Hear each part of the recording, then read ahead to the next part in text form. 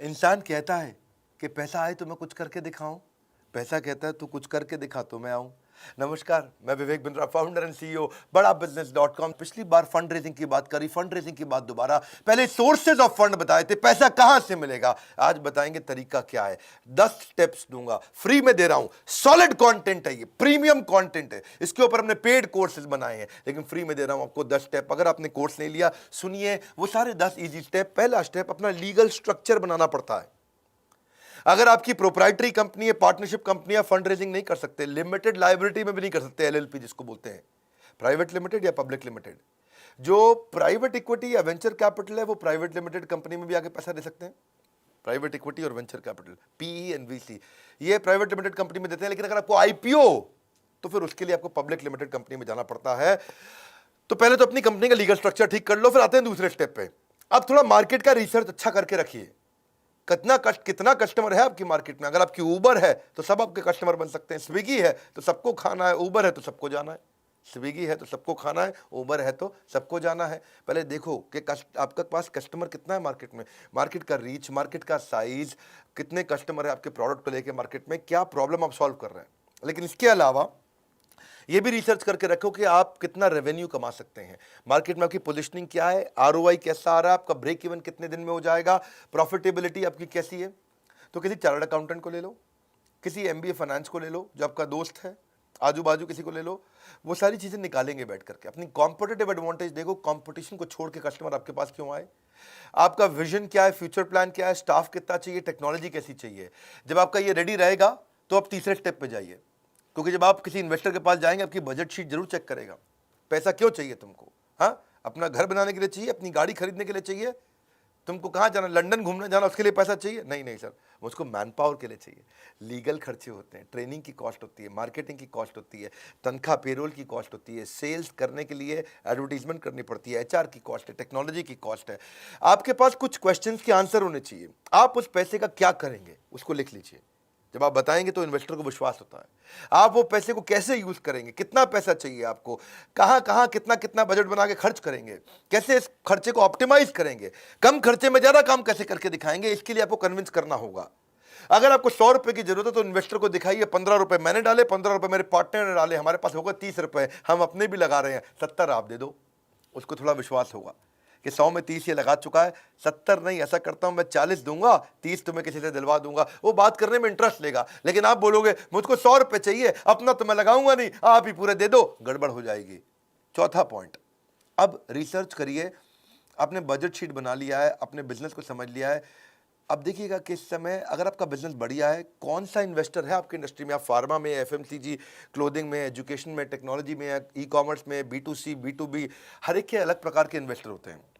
आपको सही इन्वेस्टर के पास जाना, नहीं तो हर जगह मेहनत करोगे, दीवार को धक्का नहीं लगाते, 100 जगह बिना बात के नहीं जाते। इसके लिए इन्वेस्टमेंट बैंकर्स होते हैं, आई बैंकर। इसकी एक पूरी लिस्ट है, हमने अपने फंड रेजिंग कोर्स में भी दिया है, एवरीथिंग अबाउट एंटरप्रेन्योरशिप में भी दिया है, कौन कौन इन्वेस्टमेंट बैंकर है मार्केट में, कौन से इन्वेस्टमेंट के लिए, कौन से फंड के लिए कौन सा इन्वेस्टमेंट बैंकर काम आएगा आपको। इन्वेस्टमेंट बैंकर कौन होता है, 2% 3% कमीशन लेता है बीच में।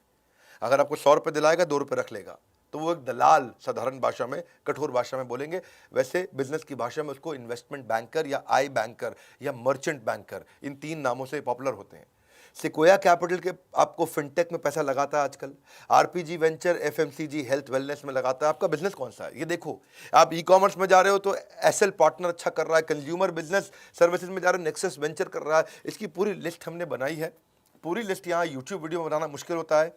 अगर आप सीरियस कस्टमर हैं, बायर हैं, आपको वास्तव में आपको चाहिए कि भाई मुझे कोई पैसा मिल जाए, पैसा मिलना मुश्किल नहीं है, कुछ बेसिक चीज़ें चाहिए।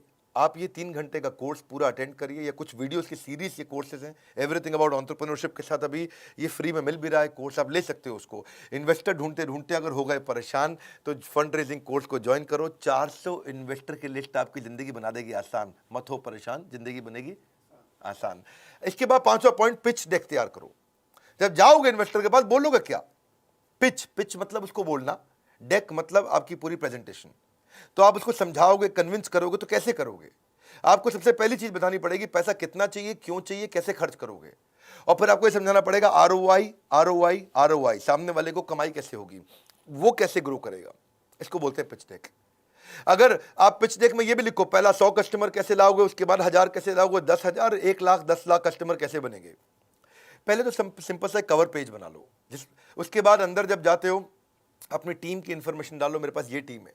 इन्वेस्टर देखना चाहता है कि आपकी टीम में दम कितना है, आपकी टीम एग्जीक्यूट कर पाएगी कि नहीं कर पाएगी। पैसे तो चलो मैं लगा दूंगा, क्या सोचता है इन्वेस्टर, पैसे तो मैं लगा दूंगा, लेकिन क्या आपकी टीम में वो क्षमता है कि आपके आइडिया का एग्जीक्यूशन कर दे। आपको अपनी प्रोडक्ट और टेक्नोलॉजी की डिटेल देनी पड़ेगी। मैं क्या प्रोडक्ट बना रहा हूं, क्या टेक्नोलॉजी बना रहा हूं, कैसे बनाऊंगा, कितने दिन में बनाऊंगा, क्या बिजनेस का मॉडल है, कस्टमर आएगा कैसे। आपको कॉम्पिटिटिव लैंडस्केप का मतलब आसपास कितने कॉम्पिटिटर है इस धंधे में, आपके बिजनेस में और कितने तरह के कॉम्पिटिटर घुस चुके हैं, आपके करंट फाइनेंशियल कैसे हैं, पिछले 1 साल से 2 साल से आप बिजनेस कर रहे हो, थोड़ा मोटा किया है आपने, ज्यादा नहीं किया, थोड़ा किया है आपने, 10 लाख, 50 लाख, 1 करोड़ या कुछ भी छोटा सा बिजनेस किया है, खाली आइडिया है।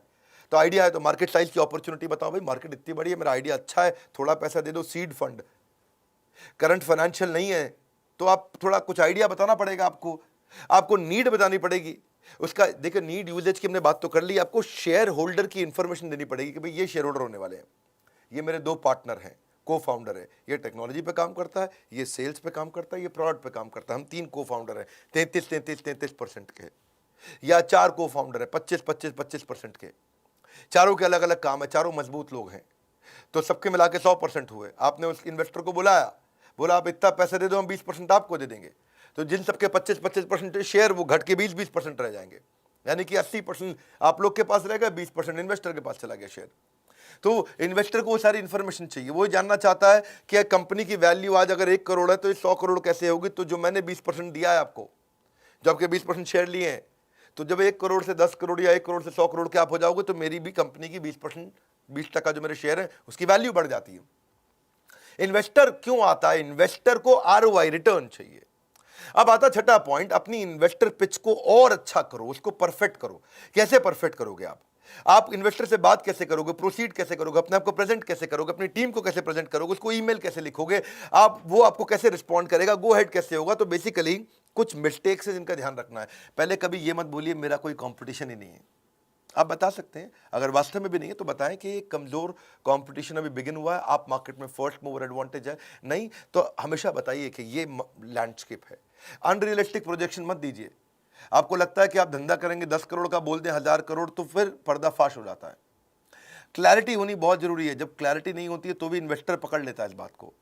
अगर इन्वेस्टर आपको क्रिटिसाइज करता है, आपकी कोई गलती निकालता है, तो उसको पर्सनली मत लीजिए। ऐसा नहीं कि आप दुखी होकर बैठ जाएं, ये कैसे मेरे बारे में इतनी कमी निकाल रहा है।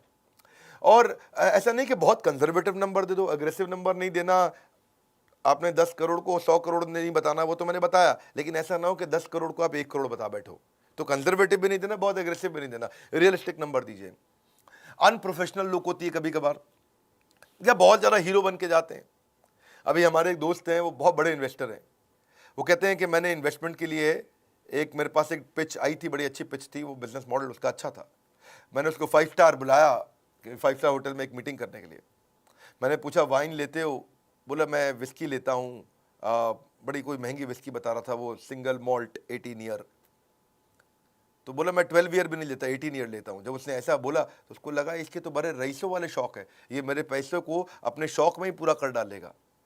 और फिर बोला कि मैं एक दूसरे लड़के से मिला जिसको मुझे फंड देना था, और वो बेचारा 700 किलोमीटर तक बस में बैठ के आया, सारी रात बस में था वो, और सुबह मेरे पास आया, दिन भर वो मेरे साथ रहा। मैंने बोला थके नहीं आप, बोला बस में नींद पूरी कर लेंगे, दिन भर काम करेंगे। बोला ये बड़ा मेहनती था, उसे विश्वास हो गया। बड़ा इंपॉर्टेंट है कि जब आप इन्वेस्टर से मिल रहे हो तो कैसे मिल रहे हो, क्या बात कर रहे हो, प्रोफेशनल रहिए, कीप इट सिंपल, स्टोरी बताइए, कंपनी की स्टोरी क्या है, और आपके इन्वेस्टर को उसका एग्जिट कैसे मिलेगा, वो कमा के बाहर कैसे निकलेगा, उसकी स्ट्रैटेजी तैयार रखना। फंड रेजिंग कोर्स को लेकर अगर आप बन गए बुद्धिमान तो इन्वेस्टर पिचिंग में कभी नहीं बचेगा कोई व्यवधान। बुद्धिमान व्यवधान ठीक लग रहा है, क्योंकि कोर्स में देने जा रहे हैं आपको वो ज्ञान जो फंड रेजिंग प्रोसेस को कर देगा बहुत आसान। 7वां पॉइंट अब आता है रोका। शादी से पहले रोका होता है ना, शादी से पहले थोड़ा सा रोका देते हैं, लड़का लड़की फिक्स हो जाता है, हाँ जी रोका सेरेमनी होता है, तो उसमें डिसाइड कर लेते हैं। तो ऐसे ही फंड रेजिंग का रोका क्या होता है, फंड रेजिंग के रोका में डिसाइड करते हैं कि कितना पैसा मैं लगा सकता हूँ, कब तक दूंगा मैं, निवेशक कितने शेयर ले लेगा आपसे, जो भी इन्वेस्टर आ रहा है उसे कितना % शेयर चाहिए, दोनों पार्टियों के अधिकार क्या होंगे, तो जो इन्वेस्टर इन्वेस्टी दोनों के बीच में क्या अधिकार होंगे, तो वो सब चीज़ें तय हो जाती हैं। और उसके बाद आता है 8वां स्टेप। अब इन्वेस्टर डिटेल में ड्यू डिलिजेंस करता है। ड्यू डिलिजेंस का मतलब आपकी जांच पड़ताल करता है। आपने जो जो क्लेम किए, मैं ऐसा कर दूंगा, अब तक ऐसा किया, वो सारे वो वेरीफाई करेगा। इसको बोलते हैं, इस इंडस्ट्री में बोला जाता है ट्रस्ट बट वेरीफाई। क्या मतलब है? वो आपकी सारी बातें विश्वास करेगा लेकिन वेरीफाई भी करेगा। आप बोलोगे मैं आज 10 करोड़ रुपए का काम कर रहा हूं, तो आप पे विश्वास करेगा लेकिन वेरीफाई भी करेगा। ऐसा नहीं बोलेगा मैं नहीं मानता तुम कर रहे होगे, वो विश्वास करेगा, बहुत अच्छी बात है, 10 करोड़ दैट्स वेरी गुड, लेकिन बाद में आके आपके पेपर चेक करेगा, वेरीफाई करेगा। ट्रस्ट बट वेरीफाई, इसके लिए किया जाता है ड्यू डिलिजेंस, तो जांच पड़ताल साधारण भाषा में। वो आके आपके बिजनेस के प्रोसेस को समझेगा, आपके बिजनेस के मॉडल को इवैल्यूएट करेगा, आपके साथ में बाइंडिंग अग्रीमेंट डिसाइड करेगा, आपके फाइनेंस को चेक करेगा, आपकी बैलेंस शीट देखेगा, आपका प्रॉफिट एंड लॉस स्टेटमेंट देखेगा, कैश फ्लो स्टेटमेंट देखेगा, कंपनी में कहीं कोई कर्जा तो नहीं चल रहा, पहले से कोई लोन तो नहीं चल रहा, आज रेवेन्यू कैसे है, पिछले 3 साल में कितने बड़े, उसको बोलते हैं CAGR, compounded annual growth rate. भाई 3 साल पहले आप 1 करोड़ पे थे, पिछले साल आप 10 करोड़ पे थे, इस साल आप 30 करोड़ पे जा रहे हो, तो उसको लगेगा अरे ग्रो कर रही है, लगातार ग्रो कर रही है, तो उससे उसको विश्वास आ जाएगा। इसको बोलते हैं ड्यू डिलिजेंस, जांच पड़ताल। पिछले साल की ग्रोथ की रेशियोज आके निकालेगा आपके साथ, आपके मार्जिन चेक करेगा कि फाइनली बचता कितना है। ऐसा तो नहीं कच्चे पक्के का धंधा कर रहा है, पैसा निकाल के कच्चा जेब में रख लेता है, कैश का काम कर रहा है। आपकी इन्वेंट्री घूमती कितनी जल्दी है, कौन सी इन्वेंट्री वेस्ट हो जाती है, डेट टू इक्विटी रेशियो कितना है, कर्जे का बहुत ज़्यादा भार तो नहीं है, करंट रेशियोज कैसी है, कई रेशियोज होती हैं। तो आप अपने फाइनेंशियल्स को किसी चार्टर्ड अकाउंटेंट के साथ ठीक कर लीजिएगा ड्यू डिलिजेंस से पहले। अपने कोई ऑडिटर बाहर का लेके अपनी ऑडिट करा लीजिए। ये सब चीज़ें हम सिखाएंगे आपको। अगर आपका बिजनेस नया है, अभी कुछ भी आपने पहले नहीं किया, तो भी आप फंड रेज कर सकते हैं। आपका लीगल भी चेक करेगा आकर के, वो कंपनी में कहीं कोर्ट में केसेस तो नहीं चल रहे हैं, प्रमोटर के ऊपर, मालिक के ऊपर केसेस तो नहीं है। आप रजिस्ट्रार ऑफ कंपनी से भी चीज़ें चेक करेगा, बैंक के रिलेशनशिप चेक करेगा, बैंक से भी चेक करेगा कि कहीं आपके चेक डिसऑनर तो नहीं हो जाते हैं, चेक आपके बाउंस तो नहीं हो जाते हैं। वो चेक करेगा आप कितने ईमानदार हो, और कई बार उसकी आपकी पर्सनल प्रमोटर की भी वो जाके चेकिंग करेगा कि भाई ऐसे तो नहीं है ये पैसा लेके लड़कीबाजी करता हो, घूमता हो, बहुत शराब पीता हो और घूमने जाता हो, चला गया भैया बैंकॉक मसाज कराने जा रहा है, क्यों, इन्वेस्टर से पैसा ले लिया, सैंडविच मसाज, ये सब फालतू काम कर रहा है कि वास्तव में जिम्मेदार है। सुबह कितने बजे दफ्तर जाता है, आपको बताए बिना आपके बारे में चेक कर लेगा। रात को दफ्तर से कितने बजे निकलता है, आपको बताए बिना चेक कर लेगा। छुट्टी कितनी मारते हो, तो ये ड्यू डिलिजेंस बोलते हैं, इसको बोलते हैं जांच पड़ताल, ट्रस्ट बट वेरीफाई। अब आता है 9वां, ड्यू डिलिजेंस कर लिया, टर्म शीट बन चुका है, रोका हो चुका है, शादी का टाइम आ गया है। शादी के टाइम यानी कि शेयर होल्डर अग्रीमेंट। अब शेयर होल्डर अग्रीमेंट बन जाएंगे। शेयर होल्डर अग्रीमेंट में किसके क्या अधिकार हैं, कौन किसके लिए जिम्मेदार है, उसमें सब लिखा जाता है। ये बहुत लंबा होता है। टर्म शीट जो होती है वो 1-2 पेज की होती है, 4 पेज की होगी, लेकिन शेयर होल्डर अग्रीमेंट 250-250, 300-300, 500-500 पेज का भी हो सकता है। ये वो डॉक्यूमेंट है जिसमें सारे रिलेशनशिप आपके लिखे होंगे। ये 200-300-400 पेज के अंदर आपके right, duty, share holder agreement, jurisdiction, arbitration, event of default, अगर डिफॉल्ट हो गया तो क्या करेगा, कितने शेयर ले रहे हैं, किस प्राइस पे ले रहे हैं, कंपनी में कितनी स्टेक बन रही है, वो सब चीजें शेयर सब्सक्रिप्शन अग्रीमेंट में आ जाएगा। तो 2 तरह के होते हैं, एक होता है शेयर होल्डर अग्रीमेंट, एक होता है शेयर सब्सक्रिप्शन अग्रीमेंट। अगर आपको इसकी समझ नहीं, चिंता मत करिए, आप आइए, बोर्ड लाइन नंबर पर फोन करिए। फंड रेज करना मुश्किल नहीं है, सैकड़ों हजारों कंपनीज कर रही हैं। अग्रीमेंट इस बनाने के तरीके क्या है वो सब सिखाए हमने आपको। ये अग्रीमेंट क्यों चाहिए होता है? अग्रीमेंट इसलिए नहीं चाहिए कि आप कोर्ट में केस जीत जाओ, अग्रीमेंट इसलिए चाहिए होता है कि कोर्ट में केस के लिए कभी जाना ही ना पड़े। लीगल गाइडेंस इसलिए नहीं चाहिए कि आप जाकर के लीगल बैटल जीत जाओ, लीगल गाइडेंस इसलिए चाहिए कि कभी लीगल बैटल की नौबत ही ना आए, कभी झगड़ा ही ना हो। तो अब आता है फाइनली पॉइंट 10वां, इन्वेस्टर रिलेशन। अभी भी अगर आपको पैसा नहीं मिला शेयर होल्डर अग्रीमेंट के बावजूद भी, और रुक गया बीच में, कहीं टूट गया है, तो इन्वेस्टर रिलेशन अच्छे रखने आने चाहिए। और अगर आपको मिल गया है, पैसा आपकी जेब में आ गया है, तो भी इन्वेस्टर रिलेशन 10वां पॉइंट जरूरी है, क्योंकि रिलेशनशिप बना रहेगा तो बात बनी रहेगी। आपके एग्जिस्टिंग इन्वेस्टर को आपको रिपोर्ट तो बना के भेजनी होती है ना, एग्जिस्टिंग इन्वेस्टर को क्या ग्रोथ हुई दिखाना पड़ता है, उसको डेटा MIS रिपोर्ट देनी पड़ती है, उसको नए प्रोजेक्ट के बारे में बताना पड़ता है, ये भी कहना पड़ता है थैंक यू आपने 10 करोड़ रुपए लगाए, अगर हो सके तो 10 करोड़ और लगाइए क्योंकि मैं नया प्रोजेक्ट एक और लेके आ रहा हूं। आप या फिर नए इन्वेस्टर के साथ भी रिलेशन बनाना, ये तो आपका एग्जिस्टिंग इन्वेस्टर था, ये थोड़ी आप एक इन्वेस्टर से आप रुक जाएंगे। आपको चाहिए 4 इन्वेस्टर और, जो कि आपको और पैसा चाहिए, तो आप कंपनी के बारे में अचीवमेंट्स, अपनी न्यूज़, अपनी रिलेशनशिप बना के रखोगे नए इन्वेस्टर के साथ में। और जब ये सारी चीज़ें हो जाती हैं तो आपके पास जब काफ़ी इन्वेस्टर आते हैं तो बाकी इन्वेस्टर अपने आप आते हैं। पैसा ही पैसे को खींच के लाता है, इन्वेस्टर ही दूसरे इन्वेस्टर को खींच के लाता है। ये बहुत लंबी स्टोरी है, मैंने शॉर्ट में बताया आपको, 10 पॉइंट बताए फंड रेजिंग के स्टेप्स क्या होते हैं। हमने इसके ऊपर डिटेल्ड कोर्स बनाया हुआ, बहुत डिटेल के अंदर है। ये जो स्टार्टअप है, स्टार्टअप कर रहा है, करने वाला है, करना चाहता है, आइडिया है, शुरू कर चुका है, एग्जीक्यूट कर चुका है, सोलोप्रेन्योर है, एंटरप्रेन्योर है, एंटरप्रेन्योर है, उनको ये वीडियो शेयर करिए, क्योंकि ये बड़े काम आते हैं। ये छोटे छोटे पॉइंट्स बहुत काम आते हैं। मेरे चैनल पे आने का फायदा ये है, हमेशा बिजनेस के ऊपर खालिस ज्ञान मिलता है कि मैं केवल हवाई बात करना कभी पसंद नहीं करता। स्टेप्स में बताता हूँ, पॉइंटर्स में बताता हूँ। मेरे साथ बैठते हो, 10-15 मिनट के अंदर आपको 1 से 2 घंटे का कंटेंट तुरंत दे देता हूँ। अगर आप नए आए हो जरूर सब्सक्राइब करिए, बेल आइकन हिट नहीं किया तो आपको इतने बढ़िया वीडियोस फ्री में तो मिलेंगे नहीं। हमारे साथ जुड़े रहने के लिए, इस वीडियो को शेयर करने के लिए, बोर्ड लाइन नंबर पे फ़ोन करके इसकी सारी जानकारी लेने के लिए आप सबका हृदय की गहराइयों से प्रेम पूर्वक बहुत बहुत धन्यवाद।